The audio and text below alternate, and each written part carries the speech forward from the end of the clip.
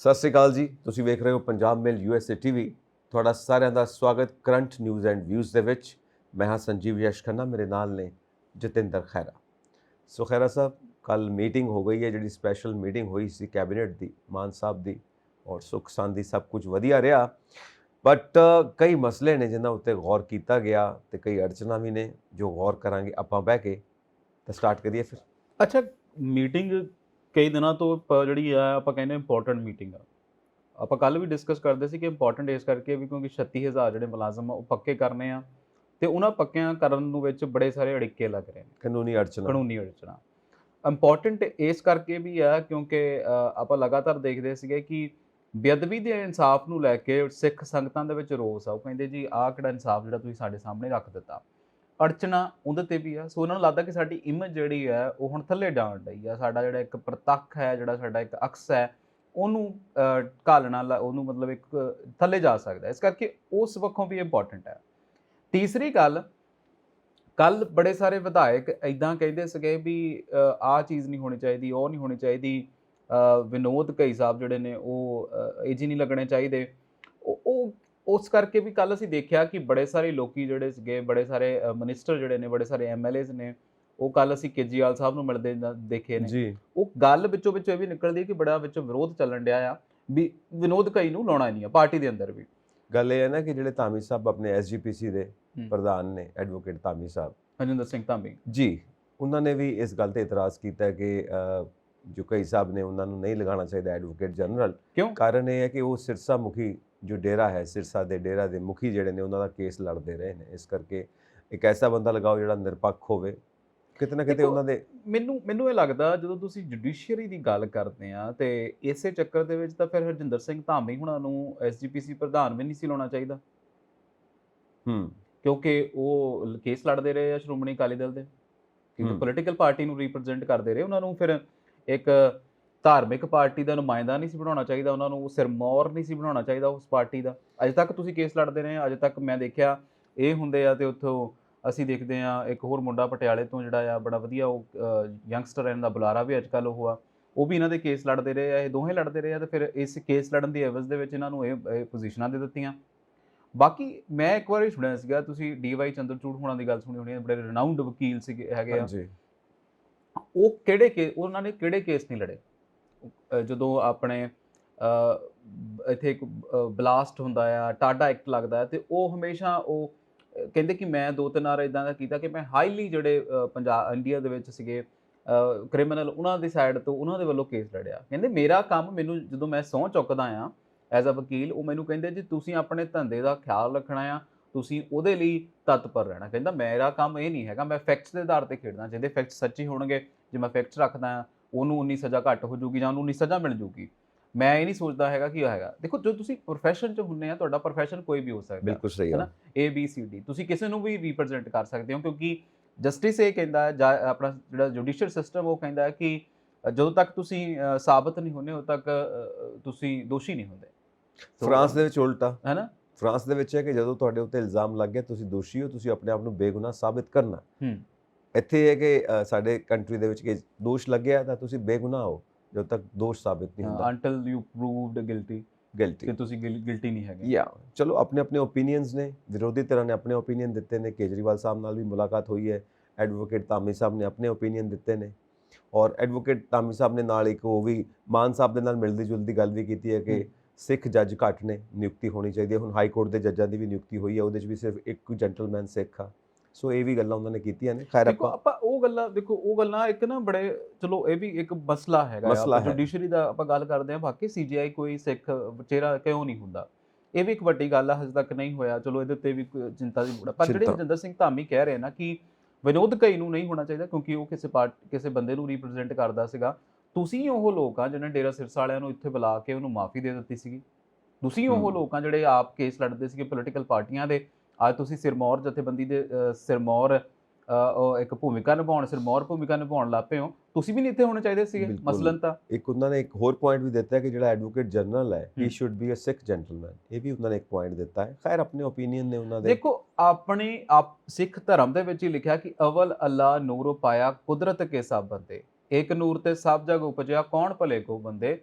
ਅਸੀਂ ਤਾਂ ਉਸ ਕਮਿਊਨਿਟੀ ਦੇ ਉੱਤੇ ਆ ਜਿਹੜਾ ਸ਼੍ਰੀ ਗੁਰੂ ਤੇਗ ਬਹਾਦਰ ਦੀ ਸ਼ਹਾਦਤ ਜਿਹੜੀ ਆ ਉਹ ਉਸ ਕਰਕੇ ਹੋਈ ਹੈ ਕਿਉਂਕਿ ਉਹ ਪੰਡਤਾਂ ਨੂੰ ਬਚਾਉਂਦੇ ਸੀਗੇ, ਹਨਾ। ਹਿੰਦ ਦੀ ਹਿੰਦ ਚਾਦਰ। ਦੀ ਚਾਦਰ ਕਿਹਾ ਜਾਂਦਾ। ਤੁਸੀਂ ਕਿਹੜੀਆਂ ਗੱਲਾਂ 'ਚ ਪੈ ਗਏ ਜੀ? ਸਿੱਖ ਚਿਹਰਾ ਹੋਣਾ ਚਾਹੀਦਾ, ਨੌਨ ਸਿੱਖ ਚਿਹਰਾ ਹੋਣਾ ਚਾਹੀਦਾ, ਬੰਦਾ ਖਾਲਸ ਹੋਣਾ ਚਾਹੀਦਾ, ਜਿਹੜਾ ਸਿਰਫ ਤੇ ਸਿਰਫ ਇਨਸਾਨੀਅਤ ਦੀ ਲੜੇ, ਚੰਗਾ ਬੰਦਾ ਹੋਣਾ ਚਾਹੀਦਾ। ਆਪਾਂ ਇਹ ਕਹਿ ਸਕਦੇ ਹਾਂ। ਅਸੀਂ ਤੇ ਪੰਜਾਬ ਦੀ ਜਿਹੜੀ ਹੁਣ ਵੋਟਿੰਗ ਹੋਈ ਹੈ ਉਹਦੇ ਵਿੱਚ ਵੀ ਇਸ ਚੀਜ਼ ਦੀ ਸ਼ੁਰੂਆਤ ਮੰਨਦੇ ਹਾਂ ਕਿ ਇਹ ਚੀਜ਼ ਸ਼ੁਰੂ ਹੋਈ ਕਿ ਪੰਜਾਬ ਦਾ ਸੀਐਮ ਇੱਕ ਸਿੱਖ ਚਿਹਰਾ ਹੋਣਾ ਚਾਹੀਦਾ। ਇਹ ਬੀਜੇਪੀ ਵੱਲੋਂ ਗੱਲ ਆਈ ਸੀ, ਉਹਨਾਂ ਦੇ ਖੇਮੇ 'ਚ ਗੱਲ ਆਈ ਸੀ, ਇਸ ਕਰਕੇ ਜਾਖੜ ਸਾਹਿਬ ਨੂੰ ਛੱਡ ਦਿੱਤਾ ਗਿਆ ਤੇ ਚੰਨੀ ਸਾਹਿਬ ਨੂੰ ਲੈ ਕੇ ਆਏ। ਨਹੀਂ ਉਦੋਂ ਤਾਂ ਬੜੀਆਂ ਗੱਲਾਂ ਆਈਆਂ ਵੀ ਫਲਾਨਾ ਅਸੀਂ ਐਸਸੀ ਕਮਿਊਨਿਟੀ ਚ ਲਾ ਦਾਂਗੇ, ਫਲਾਨਾ ਅਸੀਂ ਦੂਸਰੀ ਕਮਿਊਨਿਟੀ ਚ ਲਾ ਦਾਂਗੇ। ਇਸ ਵਾਰ ਦੀ ਇਲੈਕਸ਼ਨ ਪੰਜਾਬ ਦੇਖੋ, ਪਹਿਲਾਂ ਅਸੀਂ ਦੇਖਦੇ ਹੁੰਦੇ ਯੂਪੀ ਦੀ ਇਲੈਕਸ਼ਨ ਜਿਹੜੀ ਹੈ, ਬਿਹਾਰ ਦੀ ਇਲੈਕਸ਼ਨ ਜਿਹੜੀ ਹੈ, ਹੋਰ ਸੂਬਿਆਂ ਦੀ ਇਲੈਕਸ਼ਨ ਜਿਹੜੀ ਹੈ, ਖਾਸ ਕਰਕੇ ਮੈਂ ਯੂਪੀ ਦਾ ਨਾਂ ਲਿਆ ਕਿਉਂਕਿ ਵੱਡਾ, ਉੱਥੇ ਜਿਹੜੀ ਧਰਮ ਦੀ ਰਾਜਨੀਤੀ ਬਹੁਤ ਜ਼ਬਰਦਸਤ। ਪੰਜਾਬ ਦੇ ਵਿੱਚ ਪਹਿਲਾਂ ਕਦੀ ਇਦਾਂ ਦਾ ਫਿਰਕੂ ਪ੍ਰਸਤੀ ਜਾਂ ਧਰਮ ਰਾਜਨੀਤੀ ਨਹੀਂ ਵੇਖੀ। ਹੁਣ ਕਹਿੰਦੇ ਹੁੰਦੇ ਨਾ ਕਿ ਸਮਾਂ ਬਦਲਿਆ, ਸਮੇਂ ਦੇ ਨਾਲ ਫਿਰ ਕਹਿੰਦੇ ਨਹੀਂ ਹੁੰਦੇ ਵੀ ਗੁਆਂਢ ਦੀ ਮੱਤ ਰੂਪ ਨਹੀਂ ਆਉਂਦਾ ਹੁੰਦਾ, ਮੱਤ ਆ ਜਾਂਦੀ ਹੈ। ਫਿਰ ਉਹ ਹੁਣ ਹੌਲੀ ਹੌਲੀ ਸਾਨੂੰ ਗੁਆਂਢੀਆਂ ਦਾ ਜਿਹੜਾ ਅਸਰ ਹੈ ਜਿਹੜੀ ਉਹ ਆਉਣ ਲੱਗ ਪਈ ਹੈ। ਖੈਰ ਜੋ ਵੀ ਹੋ ਰਿਹਾ ਨਾ, ਇਹ ਨਾ ਤਾਂ ਸੰਵਿਧਾਨਿਕ ਹੈ ਤੇ ਨਾ ਹੀ ਧਾਰਮਿਕ ਹੈ। ਅਜੀਬ ਜੀਆਂ ਗੱਲਾਂ ਨੇ ਇਹ, ਫਿਰਕੇ ਪਾਉਣ ਵਾਲੀ ਗੱਲ ਜਾਂ ਇਨਸਾਨ ਨੂੰ ਇਨਸਾਨ ਨਾਲੋਂ ਤੋੜਨ ਵਾਲੀ ਗੱਲ ਹੋ ਰਹੀ ਹੈ, ਜੋ ਸਾਨੂੰ ਪਸੰਦ ਨਹੀਂ ਆਉਂਦੀ, ਕਿਸੇ ਨੂੰ ਵੀ ਪਸੰਦ ਨਹੀਂ ਆਉਂਦੀ, ਕਿਉਂਕਿ ਜੋ ਵੀ ਸ਼ਾਂਤੀ ਨਾਲ ਰਹਿਣਾ ਚਾਹੁੰਦੇ ਨੇ, ਚੈਨ ਨਾਲ ਰਹਿਣਾ ਚਾਹੁੰਦੇ ਨੇ, ਉਹ ਇਸ ਗੱਲਾਂ ਦੇ ਵਿਰੋਧ ਨੇ। ਔਰ ਤੁਹਾਡੀ ਗੱਲ ਸਹੀ ਹੈ ਜੋ ਬਾਬਾ ਨਾਨਕ ਸਮਝਾਉਂਦੇ ਨੇ, ਅਵਲ ਅੱਲਾ ਨੂਰ ਉਪਾਇਆ ਕੁਦਰਤ ਕੇ ਸਭ ਬੰਦੇ, ਏਕ ਪਿਤਾ ਏਕ ਕਸ ਕੇ ਹਮ ਬਾਰਿਕ। ਅਸੀਂ ਸਾਰੇ ਗੁਰੂ ਤੇਗ ਬਹਾਦਰ ਸਾਹਿਬ ਦੀ ਗੱਲ ਕਰ ਰਹੇ ਹਾਂ ਹੁਣੇ ਨਾਲ। 400 ਸਾਲਾ ਉਹਨਾਂ ਦਾ ਪ੍ਰਕਾਸ਼ ਦਿਵਸ ਆਉਣਾ ਹੈ ਤੇ ਇਹ ਜੋ ਅਹਿਮ ਮੀਟਿੰਗ ਹੋਈ ਹੈ ਉਹਦੇ ਵਿੱਚ ਇਹ ਵੀ ਫੈਸਲਾ ਹੋਇਆ ਕਿ 100 ਦੇ ਕਰੀਬ ਕੈਦੀਆਂ ਨੂੰ ਰਿਹਾ ਕੀਤਾ ਜਾਏਗਾ ਜੋ ਆਪਣੀਆਂ ਸਜ਼ਾਵਾਂ ਕਾਫੀ ਹੱਦ ਤੱਕ ਭੁਗਤ ਚੁੱਕੇ ਨੇ, ਔਰ ਜਿਹੜੇ 'ਚ ਲੇਡੀਜ਼ ਵੀ ਸ਼ਾਮਿਲ ਨੇ ਜਿਹੜੀਆਂ ਆਪਣੀ 50% ਸਜ਼ਾ ਭੁਗਤ ਚੁੱਕੀਆਂ ਨੇ, ਉਹਨਾਂ ਨੂੰ ਵੀ ਰਿਹਾ ਕੀਤਾ ਜਾਏਗਾ। ਸੋ ਇਹ 15 ਅਗਸਤ ਨੂੰ ਉਹਨਾਂ ਨੇ ਰਿਹਾ ਕਰਨਾ ਹੈ ਗਵਰਨਮੈਂਟ ਨੇ। ਅੱਛਾ, ਇੱਕ ਗੱਲ ਉਦੋਂ ਬਹੁਤ ਚੰਗੀ ਗੱਲ ਹੈ, ਚਲੋ ਇਹ ਕਰ ਰਹੇ ਆ ਕਿਉਂਕਿ ਸਾਡੇ ਗੁਰੂਆਂ ਦੇ ਨਾਂ ਦੇ ਉੱਤੇ ਕੁਝ ਚੰਗੇ ਕੰਮ ਕਰਨੇ ਬਹੁਤ ਚੰਗੀ ਗੱਲ ਆ। ਕਿਉਂਕਿ ਸਾਡਾ ਜਿਹੜਾ ਸਿਸਟਮ ਆ ਨਾ, ਉੱਥੇ ਅਸੀਂ ਜੇਲ੍ਹਾਂ ਨੂੰ ਸੁਧਾਰ ਕਰ ਗਏ ਨੇ। ਅਸੀਂ ਮੇਨ ਸਟਰੀਮ ਦੇ ਵਿੱਚ ਜਾਣ ਦੇ ਲਈ ਉਹਨਾਂ ਨੂੰ ਸਜ਼ਾ ਦਿੰਦੇ ਹਾਂ, ਫਿਰ ਅਸੀਂ ਚਾਹੁੰਦੇ ਹਾਂ ਕਿ ਉਹ ਮੇਨ ਸਟਰੀਮ ਦੇ ਵਿੱਚ ਵਾਪਸ ਆ ਜਾਣ। ਵਧੀਆ ਗੱਲ ਹੈ। ਪਰ ਮਾਨ ਸਾਹਿਬ ਨੂੰ ਕਿਉਂਕਿ ਹੁਣ ਤਾਂ ਬੜੀਆਂ ਸੋਹਣੀਆਂ ਗੱਲਾਂ ਹੁੰਦੀਆਂ, ਲਾਗੇ ਬਹਿ ਕੇ ਅੱਜ ਸਾਡੇ ਵਿਧਾਇਕ ਵੀ ਜਾਂਦੇ ਰਹੇ, ਕਿਤੇ ਉਹਨਾਂ ਨੂੰ ਵੀ ਦੱਸ ਦਿਓ ਵੀ ਭਾਈ ਜਿਹੜੇ ਸਾਡੇ ਬੰਦੇ ਕੈਦ ਵਾ, ਜਿਹਨੇ ਇੰਨੀ ਚਿਰ ਦੀ ਸਜ਼ਾ ਭੁਗਤ ਗਏ ਆ, ਸੁਪਰੀਮ ਕੋਰਟ ਕਹਿੰਦਾ ਮੈਨੂੰ ਕੋਈ, ਮਾਫ ਕਰਨਾ, ਹਾਈ ਕੋਰਟ ਕਹਿੰਦਾ ਮੈਨੂੰ ਕੋਈ ਹੁਣ ਮਤਲਬ ਨਹੀਂ ਆ, ਮੈਂ ਤਾਂ ਲਿਖ ਕੇ ਭੇਜ ਦਿੱਤਾ ਆ, ਇਹ ਵੀ ਥੋੜ੍ਹਾ ਜਿਹੀ ਕਿਰਪਾ ਕਰ ਦੇਣ, ਬੰਦੀ ਸਿੱਖਾਂ ਦੇ ਬਾਰੇ ਵੀ ਸੋਚ ਵਿਚਾਰ ਕਰ ਲੈਣ, ਕਿਉਂਕਿ ਬਹੁਤ ਅਹਿਮ ਮਸਲਾ ਹੈ ਔਰ ਬਹੁਤ ਵੱਡੀ ਗੱਲ ਹੈ ਕਿ ਉਹਨਾਂ ਨੂੰ ਵੀ ਇੱਕ ਕਹਿ ਲਈਏ ਕਿ ਹਿਊਮਨ ਰਾਈਟਸ ਦੀ ਤਰਜ਼ ਦੇ ਉੱਤੇ ਹੀ ਛੱਡ ਦੇਣ, ਕਿਉਂਕਿ ਬਹੁਤ ਲੰਮਾ ਸਮਾਂ ਹੋ ਗਿਆ। ਬਿਲਕੁਲ ਸਹੀ ਗੱਲ ਹੈ, ਕਿਉਂਕਿ ਸਾਨੂੰ ਇਸ ਚੀਜ਼ ਦਾ ਧਿਆਨ ਰੱਖਣਾ ਚਾਹੀਦਾ ਕਿ ਸਾਡਾ ਸੰਵਿਧਾਨ, ਸਾਡਾ ਲਾਅ ਕੀ ਕਹਿੰਦਾ। ਔਰ ਜਦੋਂ ਇਹ ਸੈਂਟੈਂਸ ਪੂਰਾ ਹੋ ਗਿਆ, ਆਪਾਂ ਕੱਲ ਵੀ ਗੱਲ ਕਰ ਰਹੇ ਸੀ, ਜਦੋਂ ਸੈਂਟੈਂਸ ਪੂਰਾ ਹੋ ਗਿਆ, ਇਟਸ ਓਕੇ, ਪਹਿਲਾਂ ਫਾਂਸੀ ਦੀ ਸਜ਼ਾ ਸੀ, ਉਹ ਕਨਵਰਟ ਹੋਈ, ਉਮਰ ਕੈਦ ਵਿੱਚ ਹੋਈ, ਔਰ ਉਸ ਦੇ ਤਹਿਤ ਜੋ ਸਜ਼ਾ ਪੂਰੀ ਹੋ ਗਈ, ਦੈਨ ਵਾਈ ਇਨ ਜੇਲਸ, ਕਿਉਂਕਿ ਸੈਂਟੈਂਸ ਪੂਰਾ ਹੋ ਚੁੱਕਾ ਹੈ। ਇਹਦੇ ਉੱਤੇ ਵੀ ਵਿਚਾਰ ਕਰਨ। ਤੁਸੀਂ ਬਿਲਕੁਲ ਸਹੀ ਕਿਹਾ ਕਿ ਇਸ ਮੌਕੇ ਦੇ ਉੱਤੇ 9ਵੀਂ ਪਾਤਸ਼ਾਹੀ ਦੇ ਪ੍ਰਕਾਸ਼ ਦਿਵਸ ਦੇ ਮੌਕੇ ਦੇ ਉੱਤੇ ਇਹ ਵੀ ਵਿਚਾਰ ਕਰ ਲਿੱਤਾ ਜਾਏ। ਸੋ ਮੁਲਾਜ਼ਮ ਪੱਕੇ ਕਰਨ ਦੀ ਗੱਲ ਆਪਾਂ ਪਹਿਲਾਂ ਹੀ ਕਰ ਚੁੱਕੇ ਹਾਂ, ਤੇ ਕਿਸਾਨ ਪੱਖੀ ਵੀ ਗੱਲਬਾਤ ਹੋਈ ਹੈ ਕਿ ਮੁਆਵਜ਼ਾ ਦੇਣਾ ਹੈ। ਹੜ੍ਹ ਵਾਕਈ ਕਈ ਥਾਂ ਤੇ ਆਉਂਦੇ ਨੇ, ਫਸਲਾਂ ਬਰਬਾਦ ਹੁੰਦੀਆਂ ਨੇ, ਆਉਂਦੇ ਨਹੀਂ, ਆ ਚੁੱਕੇ ਨੇ, ਉਹਨਾਂ ਦੇ ਲਈ ਵੀ ਸਾਰੀ ਗੱਲਬਾਤ ਹੋਣੀ ਆ। ਸੋ ਝੋਨੇ ਦੀ ਫਸਲ ਦੇ ਬਾਰੇ ਗੱਲਬਾਤ ਹੋਈ ਹੈ, ਮੂੰਗੀ ਦੀ ਫਸਲ ਦੇ ਬਾਰੇ ਗੱਲਬਾਤ ਹੋਈ ਹੈ। ਮਤਲਬ ਕਿਸਾਨਾਂ ਨੂੰ ਜਿੱਥੇ ਜਿੱਥੇ ਫਾਇਦਾ ਦਿੱਤਾ ਜਾ ਸਕਦਾ ਹੈ। ਹਾਂ, ਜਿਹੜੇ ਨਹੀਂ ਸਾੜਨਗੇ ਪਰਾਲੀ, ਉਹਨਾਂ ਨੂੰ ਵੀ 2500 ਰੁਪਏ ਪ੍ਰਤੀ ਏਕੜ ਦੇ ਹਿਸਾਬ ਨਾਲ ਦਿੱਤਾ ਜਾਏਗਾ। ਸੋ ਇਹ ਚੰਗੀਆਂ ਗੱਲਾਂ ਹੋਈਆਂ ਨੇ। ਹੁਣ ਇਹਨਾਂ ਦੇ ਉੱਤੇ ਅਮਲ ਵੀ ਹੋਵੇ, ਸਿਰਫ ਬਹਿਸ ਤੱਕ ਦਾ ਨਾ ਰਹਿ ਜਾਣ, ਫਿਰ ਕਿਸਾਨ ਉੱਥੇ ਦਾ ਉੱਥੇ ਗੱਲਾਂ ਬਹੁਤ ਸੋਹਣੀਆਂ ਕਰਦੇ ਨੇ। ਆਓ ਨਾ, ਜਾਂ ਤਾਂ ਫਿਰ ਨਾਲ ਦੀ ਨਾਲ ਨੋਟੀਫਿਕੇਸ਼ਨ ਵੀ ਜਾਰੀ ਕਰ ਦੇਣ। ਹੁਣ ਲੋਕੀ ਸਿਆਣੇ ਹੋ ਗਏ ਆ। ਪਿਛਲੀ ਤੁਹਾਨੂੰ ਪਤਾ ਹੋਊਗਾ, ਚੰਨੀ ਸਰਕਾਰ ਜਦੋਂ ਕੋਈ ਕੰਮ ਕਰਦੀ ਸੀ, ਜਦੋਂ ਚੰਨੀ ਸਾਹਿਬ ਆ ਕੇ ਸਟੇਜ ਤੇ ਕਹਿੰਦੇ ਸੀ ਮੈਂ ਆਹ ਕਰ ਦੇਣਾ, ਤੇ ਨਾਲ ਦੀ ਨਾਲ ਹੀ ਲੋਕੀ ਪੁੱਛ ਦਿੰਦੇ ਸੀ ਵੀ ਨੋਟੀਫਿਕੇਸ਼ਨ ਕਿੱਥੇ ਆ। ਬਿਲਕੁਲ ਸਹੀ ਹੈ, ਸਿਆਣੇ ਸੀ ਲੋਕ, ਸੋਸ਼ਲ ਮੀਡੀਆ ਨੇ ਬੜਾ ਕੁਝ ਦੇ ਦਿੱਤਾ, ਅਲਰਟ ਕਰਤਾ। ਹੁਣ ਇਹਨਾਂ ਨੂੰ ਵੀ ਅਸੀਂ ਨਾਲ ਦੀ ਨਾਲ ਕਹਿੰਦੇ ਭਾਈ ਜਿਹੜੀ ਚੀਜ਼ ਤੁਸੀਂ ਗੱਲ ਕਰਦੇ ਹੋ ਆ ਕੇ ਨੋਟੀਫਿਕੇਸ਼ਨ ਕਰ ਦਿਆ ਕਰੋ। ਐਵੇਂ ਨਹੀਂ ਵੀ ਸਾਨੂੰ ਵੀ ਲਾਰਾਂ ਚਲਾਈ ਰੱਖੋ, ਚਲਾਕ ਬਣਾਉਣ ਦੀ ਕੋਸ਼ਿਸ਼ ਨਾ ਕਰੋ। ਦੂਸਰੇ ਬੰਨੇ ਜਿਹੜੀ ਤੁਸੀਂ ਗੱਲ ਕਰਦੇ ਆ ਕਿ ਹੜ੍ਹ ਦੀ, ਮੈਂ ਤੁਹਾਨੂੰ ਕਿਹਾ ਸੀ ਵੀ ਆ ਗਏ ਆ, ਵੀ ਆ ਚੁੱਕੇ ਨਹੀਂ, ਵੀ ਆ ਗਏ ਆ, ਆਉਣਗੇ। ਮਾਲਵੇ ਦੀਆਂ ਅੱਧੀਆਂ ਫਸਲਾਂ ਡੁੱਬ ਗਈਆਂ। ਮਾਲਵੇ ਦੇ ਵਿੱਚ ਬਹੁਤ ਪਾਣੀ ਨੇ ਘਾਤ ਕੀਤਾ, ਬੜੇ ਸਾਰੇ ਪਿੰਡ ਜਿਹੜੀਆਂ ਉਹਨਾਂ ਦੀਆਂ ਫਸਲਾਂ ਤਬਾਹ ਹੋ ਗਈਆਂ। ਇਸ ਲਈ ਚਾਹੀਦਾ ਸੀਗਾ ਸੰਜੀਵ ਜੀ ਕਿ ਉੱਥੇ ਮਾਨ ਸਾਹਿਬ ਆਪ ਜਾਂਦੇ, ਜਾਂ ਇਹਨਾਂ ਦੇ ਉੱਥੇ DC ਜਿਹੜੇ ਸੀਗੇ ਉਹਨਾਂ ਨੂੰ ਅਲਰਟ ਤੇ ਲਾਉਂਦੇ, ਪਰ ਇੰਨਾ ਮੁਸ਼ਤੈਦੀ ਦੇ ਨਾਲ ਉਹ ਕੰਮ ਨਹੀਂ ਹੋਇਆ। ਦੂਸਰੀ ਗੱਲ ਤੁਸੀਂ ਕਿਸਾਨਾਂ ਦੀ ਕੀਤੀ ਆ ਵੀ ਕਿਸਾਨਾਂ ਦੇ ਨਾਲ ਜਿਹੜੀ ਬਣਦੀਆਂ ਗੱਲਾਂ ਨੇ ਉਹ ਕੀਤੀਆਂ ਜਾਣਗੀਆਂ। ਤਾਂ ਮੈਨੂੰ ਯਾਦ ਆ ਗਿਆ ਵੀ ਕਿਸਾਨਾਂ ਨੂੰ ਹੁਣ ਉਹ ਕਹਿੰਦੇ ਕਿ ਕੱਢ ਤਾਂ ਦਿੱਤਾ ਉਹਨਾਂ ਨੇ, ਵੀ ਵਿੱਚੋਂ ਆੜੀ ਕਮੇਟੀ ਬਣਾਈ ਸੀਗੀ ਸੋ ਕਾਲਡ ਜਿਹਨੂੰ ਅਸੀਂ ਕਹਿੰਦੇ ਆ ਕਿ ਐਮਐਸਪੀ ਦੇ ਉੱਤੇ ਕਮੇਟੀ ਬਣਾਈ ਆ, ਜਿਹੜਾ ਫੂਡ ਬੋਇਲ ਅਸੀਂ ਕਹਿੰਦੇ ਆ, ਫੂਡ ਬਾਉਲ ਕਹਿੰਦੇ ਆ, ਮੈਂ ਬੋਇਲ ਫੂਡ ਕਹਿੰਦਾ, ਬੋਇਲ ਬਾਉਲ ਕਹਿੰਦੇ ਆ। ਬਾਉਲ ਜਿੱਦਾਂ ਅਮਰੀਕਾ ਦੇ ਲਾਗੇ ਕਿਊਬਾ ਦੇ ਉਹਨੂੰ ਸ਼ੂਗਰ ਬਾਉਲ ਆਫ ਦੁਨੀਆ ਕਹਿੰਦੇ ਆ, ਤੇ ਇੱਥੇ ਮੈਨੂੰ ਲੱਗਦਾ ਸਾਨੂੰ ਵੀਟ ਬਾਉਲ ਜਿਹੜਾ ਆ ਉਹ ਦੁਨੀਆ ਦਾ ਕਹਿੰਦੇ ਪੰਜਾਬ ਨੂੰ। ਸੋ ਇਸ ਨੂੰ ਉਸ ਕਮੇਟੀ ਦੇ ਵਿੱਚੋਂ ਵੱਖਰਾ ਕਰਨਾ ਇੱਕ ਤਾਂ ਆਪਣੇ ਆਪ ਦੇ ਵਿੱਚ ਕੋਈ ਤੁੱਕ ਨਹੀਂ ਬਣਦੀ ਜੀ। ਤੇ ਫਿਰ ਲੱਕ ਬੰਨ ਲਿਆ ਸਾਡੇ ਪੰਜਾਬੀਆਂ ਨੇ। ਫਿਰ ਭੋਗਪੁਰ ਚੰਡੀਗੜ੍ਹ ਜਿਹੜਾ ਰੋਡ ਜਾਂਦਾ ਆ ਉਹਦੇ ਉੱਤੇ ਇੱਕ ਹੁਣ ਐਸਕੇਐਮ ਨੇ ਆਪਣਾ ਦਫ਼ਤਰ ਬਣਾ ਲਿਆ। ਉਹ ਕਹਿੰਦੇ ਜੀ ਪਹਿਲਾਂ ਤਾਂ ਅਸੀਂ ਪਾਣੀਆਂ ਦੀ ਗੱਲ ਕਰਾਂਗੇ, ਵਿਧਾਨ ਸਭਾ ਦੀ ਗੱਲ ਕਰਾਂਗੇ, ਪੰਜਾਬ ਯੂਨੀਵਰਸਿਟੀ ਦੀ ਗੱਲ ਕਰਾਂਗੇ, ਤੇ ਨਾਲ ਹੀ ਹੁੰਦਿਆਂ ਅਸੀਂ ਦਿੱਲੀ ਪਹੁੰਚ ਜਾਣਾ ਤੇ ਅਸੀਂ ਆਪਦੀ ਐਮਐਸਪੀ ਦੀ ਵੀ ਗੱਲ ਕਰਨੀ ਹੈ। ਬਿਲਕੁਲ ਸਹੀ ਹੈ, ਮਸਲੇ ਬਹੁਤ ਨੇ, ਮਸਲੇ ਬੜੇ ਨੇ, ਹੈ ਨਾ। ਕਿਉਂਕਿ ਹੁਣ ਮਾਨ ਸਰਕਾਰ ਨੇ ਤਾਂ ਮੈਨੂੰ ਲੱਗਦਾ ਨਹੀਂ ਕਿ ਮੈਨੂੰ ਲੱਗਦਾ ਉਹ ਦਿੱਲੀ ਵਾਲੀ ਜਿਹੜੀ ਤਰਜ ਵਾ ਉਹ ਫੜੀ ਰੱਖੀ ਆ। ਨਾ ਤੇ ਕਦੀ ਗੱਲ ਕਰਦੇ ਆ ਸਾਡੀ ਯੂਨੀਵਰਸਿਟੀ ਦੀ, ਤੇ ਨਾ ਹੀ ਸਾਡੀ ਵਿਧਾਨ ਸਭਾ ਦੀ ਗੱਲ ਕੀਤੀ ਆ। ਤੇ ਰਹੀ ਗੱਲ ਪਾਣੀਆਂ ਦੀ, ਉੱਥੇ ਤਾਂ ਫਿਰ ਹੁਣ ਪਤਾ ਨਹੀਂ ਕੀ ਕੋ ਗੂਵਾਟਾ ਜਿਹਾ ਬਣੇ ਹੋਏ ਆ, ਨਾ ਕੋਈ ਗੱਲ ਕਰਦਾ ਤੇ ਨਾ ਕੋਈ ਸੁਣਦਾ ਨਜ਼ਰ ਆ ਰਿਹਾ। ਸਹੀ ਗੱਲ ਹੈ। ਤੇ ਪਾਣੀਆਂ ਦੀ ਗੱਲ ਵੀ ਆਪਾਂ ਕਰਾਂਗੇ ਅੱਗੇ ਜਾ ਕੇ, ਪਰ ਇੱਕ ਹੋਰ ਵੀ ਮਸਲਾ ਸੀ ਇਹਦੇ ਵਿੱਚ, ਜੋ ਸੰਵਿਧਾਨ ਦੀ ਸਹੁੰ ਚੁੱਕਣ ਤੋਂ ਬਾਅਦ ਸਿਮਰਨਜੀਤ ਸਿੰਘ ਮਾਨ ਹੋਰਾਂ ਨੇ ਭਗਤ ਸਿੰਘ ਦੀ ਨਿੰਦਾ ਕੀਤੀ ਹੈ, ਤੇ ਉਹਦੇ ਉੱਤੇ ਆਪਣੇ ਸੀਐਮ ਮਾਨ ਸਾਹਿਬ ਨੇ ਇਹ ਗੱਲ ਜ਼ਰੂਰ ਕੀਤੀ ਹੈ ਕਿ ਨਿੰਦਣਾ ਨਹੀਂ ਚਾਹੀਦਾ ਸੰਵਿਧਾਨ ਦੀ ਸਹੁੰ ਚੁੱਕਣ ਤੋਂ ਬਾਅਦ, ਔਰ ਖਾਸ ਕਰਕੇ ਸ਼ਹੀਦਾਂ ਨੂੰ ਨਿੰਦਣਾ, ਔਰ ਖਾਸ ਕਰਕੇ ਭਗਤ ਸਿੰਘ ਨੂੰ ਜੋ ਸਾਡਾ ਇੱਕ ਆਈਡੀਅਲ ਹੈ ਸਾਡੇ ਵਾਸਤੇ, ਔਰ ਆਉਣ ਵਾਲੇ ਸਮੇਂ 'ਚ ਵੀ ਹੀਰੋ ਰਹਿਣਾ ਉਹਨੇ। ਔਰ ਇੱਥੋਂ ਤੱਕ ਕਿ ਉਹਨਾਂ ਨੇ ਕਿਹਾ ਕਿ ਪਾਕਿਸਤਾਨ ਦੇ ਵਿੱਚ ਵੀ ਉਸ ਬੰਦੇ ਨੂੰ ਪਸੰਦ ਕੀਤਾ ਜਾਂਦਾ ਹੈ, ਪੂਰੀ ਦੁਨੀਆ ਦੇ ਵਿੱਚ ਪਸੰਦ ਕੀਤਾ ਜਾਂਦਾ। ਅੱਛਾ, ਮੈਂ ਇੱਕ ਗੱਲ ਨਹੀਂ ਸਮਝਿਆ ਸੰਜੀਵ ਜੀ, ਦੇਖੋ ਅਸੀਂ ਥੋੜੇ ਦਿਨ ਪਹਿਲਾਂ ਆਪਾਂ ਖਬਰ ਪੜ੍ਹੀ ਸੀਗੀ ਕਿਸੇ ਪ੍ਰਾਈਵੇਟ ਚੈਨਲ ਦੇ ਉੱਤੇ ਸੀਗੀ ਕਿ ਸਿਮਰਨਜੀਤ ਸਿੰਘ ਮਾਨ ਦੇ ਖਿਲਾਫ ਦਿੱਲੀ ਦੀ ਇੱਕ ਜਿਹੜੀ ਬੀਜੇਪੀ ਦੀ ਹੈ ਔਰਤ, ਉਹਨੇ ਪਰਚਾ ਦਰਜ ਕਰਤਾ ਵੀ ਉਹਨੇ ਭਗਤ ਸਿੰਘ ਹੁਣਾਂ ਨੂੰ ਇਹ ਗੱਲ ਕਹੀ ਹੈ। ਜੀ ਜੀ। ਆ ਮਾਨ ਸਰਕਾਰ ਹੁਣਾਂ ਦੇ ਵਿੱਚ ਕੋਈ ਇਦਾਂ ਦਾ ਬੰਦਾ ਹੈ ਨਹੀਂ ਜਿਹੜਾ ਪਰਚਾ ਦਰਜ ਕਰ ਸਕਦਾ, ਜਾਂ ਮਾਨ ਸਰਕਾਰ ਹੁਣੇ ਨਹੀਂ ਕਰ ਸਕਦੇ ਸੂ ਮੋਟੋ ਲੈ ਕੇ? ਪਤਾ ਨਹੀਂ ਕੀ ਚੱਕਰ ਹੈ, ਸਮਝ ਹੀ ਨਹੀਂ ਆਉਂਦੀ ਗੱਲ ਦਾ। ਵੀ ਜੇ ਤੁਸੀਂ ਗੱਲਾਂ ਦਾ ਕੜਾਹ ਬਣਾਉਣਾ ਤਾਂ ਫਿਰ ਜਿੱਦਾਂ ਮਰਜ਼ੀ ਬਣਾਈ ਜਾਓ। ਬਿਲਕੁਲ, ਬੇਟਾ ਜਿਹੜਾ ਇਮਾਨ ਸਿੰਘ ਹੈ ਉਹਨੇ ਵੀ ਗੱਲ ਕੀਤੀ ਹੈ, ਤਸਵੀਰ ਹਟਾਉਣ ਵਾਸਤੇ ਗੱਲ ਕੀਤੀ ਹੈ। ਸੋ ਇਹ ਦੋਵੇਂ ਗੱਲਾਂ, ਮਤਲਬ ਆਪਾਂ ਕੱਲ ਵੀ ਗੱਲ ਕਰ ਰਹੇ ਸੀ ਕਿ ਲਾਈਮਲਾਈਟ 'ਚ ਆਉਣ ਵਾਸਤੇ ਇਹ ਮਸਲੇ ਕੀਤੇ ਜਾਂਦੇ ਨੇ, ਪਰ ਲਾਈਮਲਾਈਟ 'ਚ ਆਉਣ ਵਾਸਤੇ ਤੁਸੀਂ ਇੱਥੇ ਚਲੇ ਜਾਓਗੇ, ਇਸ ਹੱਦ ਤੱਕ ਚਲੇ ਜਾਓਗੇ, ਇਹ ਕੋਈ ਵਿਚਾਰ ਵੀ ਨਹੀਂ ਕਰ ਸਕਦਾ, ਖਾਸ ਕਰਕੇ ਸ਼ਹੀਦ ਆਜ਼ਮ ਭਗਤ ਸਿੰਘ ਬਾਰੇ। ਔਰ ਇਹ ਸਭ ਗੱਲਾਂ ਸ਼ੋਭਾ ਤਾਂ ਨਹੀਂ ਦਿੰਦੀਆਂ, ਤੇ ਆਪਣੇ ਸੀਐਮ ਨੇ ਵੀ ਇਹਦੇ ਖਿਲਾਫ ਉਹਨਾਂ ਨੇ ਆਵਾਜ਼ ਬੁਲੰਦ ਕੀਤੀ ਹੈ ਕਿ ਸ਼ੋਭਾ ਨਹੀਂ ਦਿੰਦਾ, ਨਿੰਦਣਯੋਗ ਗੱਲਾਂ ਨੇ, ਇਹ ਚੰਗਾ ਨਹੀਂ ਹੈਗਾ। ਬਾਕੀ ਅਸੀਂ ਸਾਰੇ ਸਮਝਦੇ ਹਾਂ, ਪਰ ਸਿਆਸਤ ਹੈ, ਵਾਕਈ ਸਿਆਸਤ ਦਾ ਕੁਝ ਵੀ ਹੋ ਸਕਦਾ, ਕੁਝ ਵੀ ਕਰੀ ਜਾਂਦੇ ਆ, ਆਪਦੀ ਮਰਜ਼ੀ ਆ। ਔਰ ਕਮਾਲ ਦੀ ਗੱਲ ਹੈ, ਫਿਰ ਜਸਟੀਫਿਕੇਸ਼ਨ ਵੀ ਦਿੰਦੇ ਨੇ, ਪਹਿਲਾਂ ਪੂਰਾ ਮਸਾਲਾ ਤਿਆਰ ਕਰਕੇ ਲੈ ਕੇ ਆਉਂਦੇ ਨੇ ਕਿ ਅਸੀਂ ਆਧਾਰ ਕੀ ਦੇਣਾ ਆਪਣੀ ਦਲੀਲ ਨੂੰ। ਸੋ ਬੜਾ ਤਗੜਾ ਹੋਮਵਰਕ ਹੁੰਦਾ, ਪਰ ਇਹ ਹੋਮਵਰਕ ਕਿਸ ਦਿਸ਼ਾ ਵੱਲ ਲੈ ਕੇ ਜਾ ਰਿਹਾ ਪੰਜਾਬ ਦੇ ਮਾਹੌਲ ਨੂੰ ਅਸੀਂ ਸਾਰੇ ਸਮਝਦੇ ਹਾਂ, ਸਾਰੇ ਜਾਣਦੇ ਹਾਂ, ਕਿਉਂਕਿ ਅਣਜਾਣ ਤਾਂ ਕੋਈ ਵੀ ਨਹੀਂ ਹੈਗਾ, ਬੱਚਾ ਕੋਈ ਵੀ ਨਹੀਂ ਹੈਗਾ, ਸਭ ਸਮਝਦੇ ਨੇ ਤੁਸੀਂ ਕਰਨ ਕੀ ਡਏ ਹੋ, ਕਿਹੜੀ ਗੇਮ ਖੇਡਣ ਡਏ ਹੋ। ਵਾਕਈ ਸੋ ਐਕਸ਼ਨ 'ਚ ਨੇ ਜੀ ਡੀਜੀਪੀ ਗੌਰਵ ਯਾਦਵ ਤੇ ਪੁਲਿਸ ਅਧਿਕਾਰੀਆਂ ਨੂੰ ਕਿਹਾ, ਸਪੈਸ਼ਲ ਮੀਟਿੰਗ ਲਿੱਤੀ ਹੈ, ਜਲੰਧਰ ਵਿੱਚ ਵੀ ਆਏ ਨੇ, ਤੇ ਉਹਨਾਂ ਨੇ ਕਿਹਾ ਕਿ ਜਿਹੜੇ ਸਮਗਲਰ ਨੇ, ਨਸ਼ਾ ਪਹੁੰਚਾਉਂਦੇ ਨੇ ਥਾਂ ਥਾਂ ਦੇ ਉੱਤੇ, ਉਹਨਾਂ ਦਾ ਨੈਟਵਰਕ ਹੈ, ਇੱਕ ਤਾਂ ਉਹਨੂੰ ਨੱਥ ਪਾਉਣੀ ਹੈ, ਉਹਨੂੰ ਖਤਮ ਹੀ ਕਰਨਾ, ਬਲਕਿ ਜਿਹੜੇ ਗੈਂਗਸਟਰਸ ਨੇ ਉਹਨਾਂ ਦੇ ਖਿਲਾਫ ਵੀ ਸਖਤ ਕਾਰਵਾਈ ਦੇ ਨਿਰਦੇਸ਼ ਦਿੱਤੇ ਨੇ। ਸੋ ਇਹ ਦੇਖਦੇ ਹਾਂ ਕਿ ਕਾਫੀ ਮੁਹਿੰਮ ਤੇਜ਼ ਕੀਤੀ ਹੈ ਨਸ਼ੇ ਨੂੰ ਲੈ ਕੇ ਤੇ ਗੈਂਗਸਟਰਸ ਨੂੰ ਲੈ ਕੇ ਪੰਜਾਬ ਪੁਲਿਸ ਨੇ। ਅੱਛਾ, ਥੋੜੇ ਦਿਨ ਪਹਿਲਾਂ ਆਪਾਂ ਸੁਣਿਆ ਸੀ ਕਿ ਫਤਿਹਗੜ੍ਹ ਸਾਹਿਬ ਦੀ ਪੁਲਿਸ ਜਿਹੜੀ ਹੈ ਉਹ ਕਿਤੇ ਕਿਸੇ ਬਾਹਰਲੀ ਸਟੇਟ ਦੇ ਵਿੱਚ ਜਾ ਕੇ ਤੇ ਜਿਹੜਾ ਮੈਡੀਕਲ ਡਰੱਗ ਪੈਡਲਿੰਗ ਵਾਲਾ ਸਿਸਟਮ ਸੀਗਾ ਉਹਨੂੰ ਕਹਿੰਦੇ ਜੀ ਉਹਨੇ ਬੜਾ ਪਰਦਾਫਾਸ਼ ਕੀਤਾ। ਮਾਨ ਸਾਹਿਬ ਨੇ ਇੱਕ ਸਕੀਮ ਚਲਾ ਲਈ ਹੈ ਕਿ ਹੁਣ ਬਰਾਮਦਗੀ ਦੀ ਆਧਾਰ ਦੇ ਉੱਤੇ ਜਿਹੜੀਆਂ ਜ਼ਿਲ੍ਹੇ ਨੇ ਉਹਨਾਂ ਨੂੰ ਇਨਾਮ ਦਿਆ ਕਰੋਗੇ, ਸਨਮਾਨਿਤ ਕੀਤਾ ਜਾਊਗਾ ਜੀ। ਉਹ ਚਲੋ ਚੰਗੀਆਂ ਚੀਜ਼ਾਂ ਆ ਕਿ ਸਨਮਾਨਿਤ ਕੀਤਾ ਜਾਊਗਾ, ਬਰਾਮਦਗੀ ਜਿਹਦੀ ਜ਼ਿਆਦਾ ਹੋਊਗੀ ਉਹਦੀ ਸਨਮਾਨਿਤ ਕੀਤਾ ਜਾਊਗਾ, ਹੈ ਨਾ। ਇਸ ਕਰਕੇ ਹੁਣ ਅੱਜ ਕੱਲ੍ਹ ਵਾਹਦਾਈ ਲੱਗੀ ਹੋਈ ਆ। ਪਹਿਲਾਂ ਸਾਨੂੰ ਲੱਗਦਾ ਸੀ ਕਿ ਸਾਡੇ ਕੋਲੇ ਸਿਰਫ ਤੇ ਸਿਰਫ ਜਿਹੜੀ ਭੁੱਕੀ ਆ ਜਾਂ ਪੋਸਟ ਆ ਜਾਂ ਸਮੈਕ ਵਾ ਜਾਂ ਕੁਝ ਵੀ ਹੈਰੋਇਨ ਜਿਹਨੂੰ ਅਸੀਂ ਕਹਿੰਦੇ ਆ, ਉਹ ਸਿਰਫ ਤੇ ਸਿਰਫ ਪਾਕਿਸਤਾਨ ਬਾਰਡਰ ਥਾਣੀ ਆਉਂਦੀ ਆ ਜੀ। ਪਰ ਹੁਣ ਸਾਨੂੰ ਪਤਾ ਲੱਗ ਗਿਆ ਵੀ ਫਲਾਨੀ ਗੁਜਰਾਤ ਬੰਦਰਗਾਹ ਜਿਹੜੀ ਆ ਉਧਰੋਂ ਆ ਰਿਹਾ ਸੀ, ਕੁਝ ਇੰਨਾ ਸੀਜ਼ ਕਰ ਲਿਆ, ਫਲਾਣੇ ਥਾਂ ਤੋਂ ਆ ਰਿਹਾ ਸੀਗਾ, ਦਿੱਲੀ ਆ ਕੇ ਫੜਿਆ ਗਿਆ।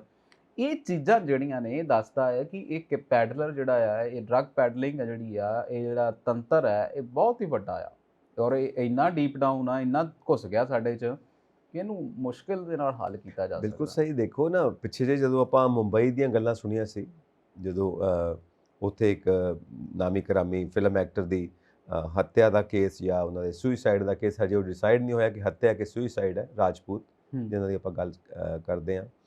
ਸੋ ਉਦੋਂ ਵੀ ਇਹ ਸਾਰੀਆਂ ਗੱਲਾਂ ਬਾਹਰ ਆਈਆਂ ਕਿ ਬਾਲੀਵੁੱਡ ਦੇ ਵਿੱਚ ਇਸ ਹੱਦ ਤੱਕ ਹੈ ਕਿ ਡਰੱਗਸ ਦੀਆਂ ਪਾਰਟੀਆਂ ਦਿੱਤੀਆਂ ਜਾਂਦੀਆਂ ਨੇ, ਰੇਵ ਪਾਰਟੀਆਂ ਜਿਹਨੂੰ ਅਸੀਂ ਕਹਿੰਦੇ ਹਾਂ ਜੀ। ਪਰ ਮੈਂ ਦੇਖੋ ਆਪਾਂ ਉਹੀ ਗੱਲ ਸਮਝਦੇ ਹਾਂ ਕਿ ਚਲੋ ਉਹਨਾਂ ਮੁਲਕ ਉਸ ਸਟੇਟ ਦੇ ਵਿੱਚ ਤਾਂ ਮੰਨਦੇ ਆ ਵੀ ਬਈ ਉੱਥੇ ਤਾਂ ਬੜੇ ਚੜ੍ਹਦੇ ਤੋਂ ਚੜ੍ਹਦਾ ਹੁੰਦਾ ਆ।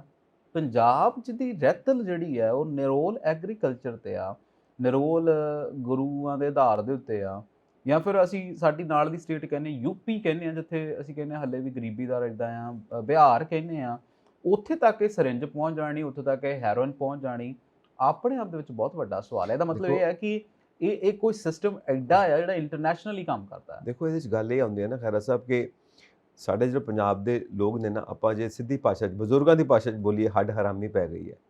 ਬਾਹਰੋਂ ਜਿਹੜੇ ਆਏ ਬੰਦੇ ਉਹਨਾਂ ਨੂੰ ਖੇਤਾਂ ਦੇ ਵਿੱਚ ਮਜ਼ਦੂਰ ਲਾ ਦਿੱਤਾ ਜੀ, ਤੇ ਆਪ ਜੀਪਾਂ ਲੈ ਕੇ ਜੈਲਾਂ ਜੁਲਾਂ ਲਾਈਆਂ ਤੇ ਸਾਰਾ ਦਿਨ ਘੁੰਮਣਾ ਫਿਰਨਾ, ਤੇ ਜਿਹੜਾ ਪੈਸਾ ਆਉਂਦਾ ਹੈ ਠੇਕੇ ਤੇ ਜ਼ਮੀਨਾਂ ਦਿੱਤੀਆਂ ਹੋਈਆਂ, ਲੀਜ਼ ਤੇ ਜ਼ਮੀਨਾਂ ਦਿੱਤੀਆਂ ਹੋਈਆਂ ਨੇ, ਹੁਣ ਉਹ ਪੈਸਾ ਆਉਂਦਾ ਉੱਤੇ ਐਸ਼ ਚੱਲਦੀ ਪਈ ਹੈ, ਕੰਮ ਕਰਨ ਕੁਝ ਹੈ ਨਹੀਂ ਕਰਨ ਨੂੰ, ਵਿਹਲੇ ਹੈਗੇ ਆ ਤੇ ਚਲੋ ਇਹ ਵੀ ਇੰਜੋਏ ਕਰਕੇ ਦੇਖੀਏ, ਆਹ ਵੀ ਇੰਜੋਏ ਕਰਕੇ ਦੇਖੀਏ।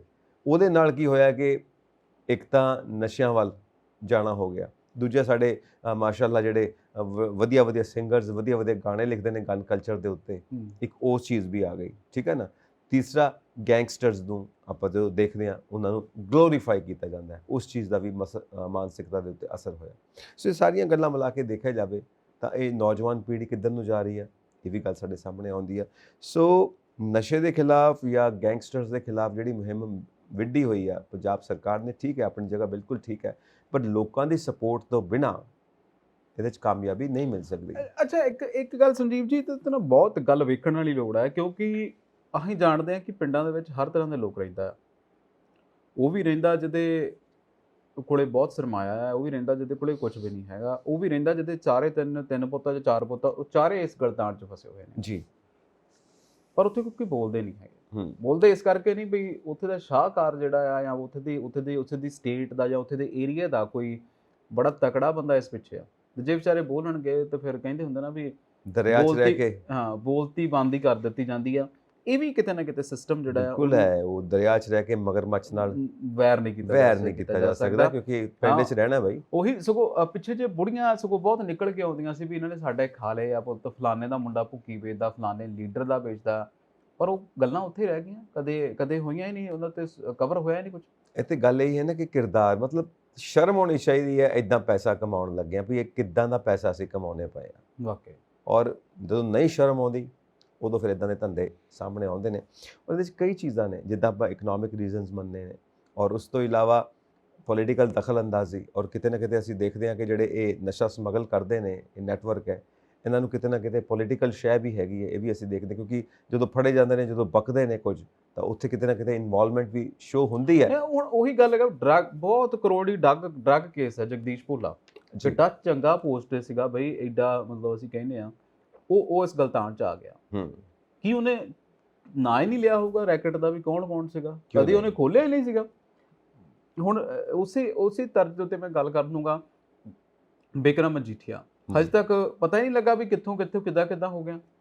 ਬਿਲਕੁਲ ਸਹੀ ਹੈ। ਇਹ ਇੱਕ ਗੱਲ ਹੈ ਨਾ ਕਿ ਅਸੀਂ ਜਿਹੜਾ ਸਾਡਾ ਇੱਕ ਐਟੀਟਿਊਡ ਆ ਵੀ ਕੋਈ ਨਾ ਹੋ ਜਾਊਗਾ, ਜਾਂ ਪਹਿਲੀ ਸਰਕਾਰ ਆਉਂਦੀ ਆ ਦੂਸਰੇ ਦੇ ਪਰਦੇ ਪਾ ਦਿੰਦੀ ਆ, ਦੂਸਰੀ ਆਉਂਦੀ ਤੀਸਰੇ ਦੇ ਪਰਦੇ ਪਾ ਦਿੰਦੀ ਆ। ਇਹ ਪਰਦੇ ਚੱਕਣ ਹੋਣੇ ਬਹੁਤ ਜ਼ਰੂਰੀ ਹੈ। ਮਿਲੇ ਹੋਏ ਨੇ ਆਪਸ 'ਚ, ਤੁਸੀਂ ਮੇਰਾ ਢੱਕ ਲਓ ਕੰਮ, ਮੈਂ ਤੁਹਾਡਾ ਢੱਕ ਲੈਣਾ ਕੰਮ, ਮਿਲ ਜੁਲ ਕੇ ਜੁਗਾੜ ਚੱਲੀ ਜਾਂਦੇ ਨੇ, ਔਰ ਜਨਤਾ ਨੂੰ ਮੂਰਖ ਬਣਾਇਆ ਹੋਇਆ ਅਸੀਂ ਸਾਰੇ ਜਾਣਦੇ ਹਾਂ। ਦੇਖੋ ਨਾ, ਜਾਂ ਤਾਂ ਅਸੀਂ ਕੋਈ ਨਵੀਆਂ ਗੱਲਾਂ ਕਰਦੇ ਹੋਈਏ, ਗੱਲਾਂ ਉਹੀ ਨੇ ਪੁਰਾਣੀਆਂ ਨੇ, ਔਰ ਗੱਲਾਂ ਉਹ ਨੇ ਜਿਹੜੀਆਂ ਖੁੱਲੀਆਂ ਨੇ, ਔਰ ਜੋ ਲੋਕ ਸੁਣਦੇ ਪਏ ਨੇ, ਜਾਣਦੇ ਨੇ, ਉਹ ਸਾਡੇ ਤੋਂ ਵੱਧ ਜਾਣਦੇ ਨੇ, ਕਿਉਂਕਿ ਉਹ ਜਿਹੜੇ ਗਹਿਰਾਈ 'ਚ ਬੈਠੇ ਹੋਏ ਨੇ, ਪਿੰਡਾਂ 'ਚ ਬੈਠੇ ਹੋਏ ਨੇ, ਉਹ ਸਾਡੇ ਤੋਂ ਵੱਧ ਜਾਣਦੇ ਨੇ ਕਿ ਇੱਥੇ ਕੀ ਕੁਝ ਹੋ ਰਿਹਾ, ਉਹਨਾਂ ਦੀ ਅੱਖਾਂ ਦੇ ਸਾਹਮਣੇ ਹੁੰਦਾ।